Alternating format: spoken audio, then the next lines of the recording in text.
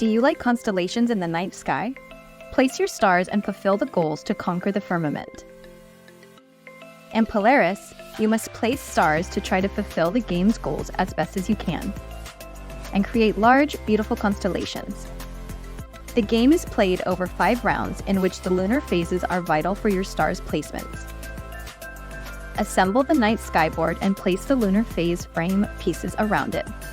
Next to it, place the scoreboard and create a supply of shooting star and stellar link tokens. Place the basic action cards near the scoreboard and reveal 4 of them to form a market. Next to it, place the advanced action cards and reveal 2 of them. Place 1 common goal in front of each of the 5 moons. Place the telescope token near the card that is in front of the new moon, which will be scored this round. Each player takes their stars and places their score marker on space 5 of the scoreboard. Deal 1 personal goal card and 3 basic action cards to each player, which they must keep hidden from the other players. Finally, each player receives shooting star tokens depending on turn order.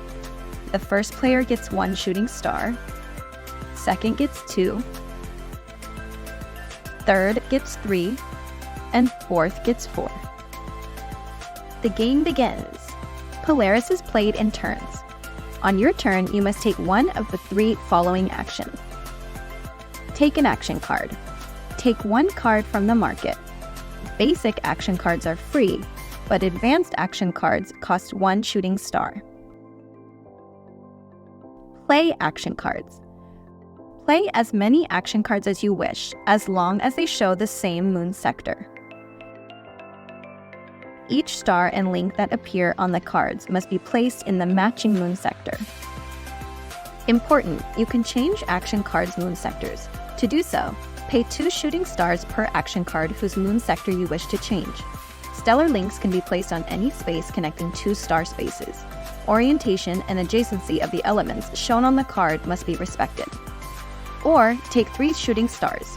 These will let you take the advanced action cards or place your stars on the red spaces of the board.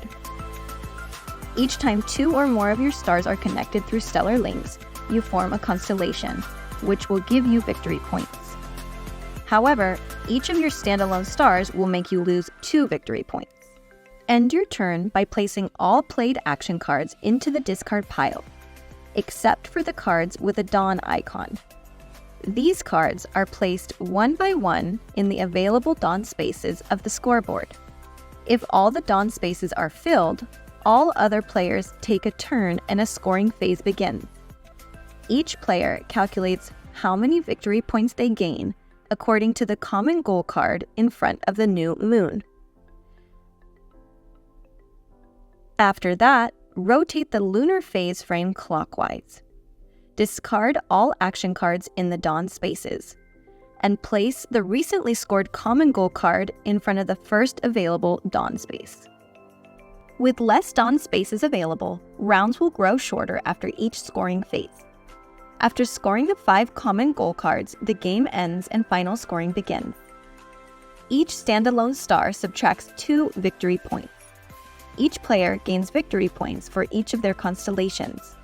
The bigger the constellation, the more points they get. Each player reveals their personal objective and counts up how many times they created the pattern shown. The pattern must be exactly the same as on the card, not rotated. Each player gains 1 victory point for every 2 shooting stars that they have left. The player with the most victory points wins. Conquer the night sky in Polaris.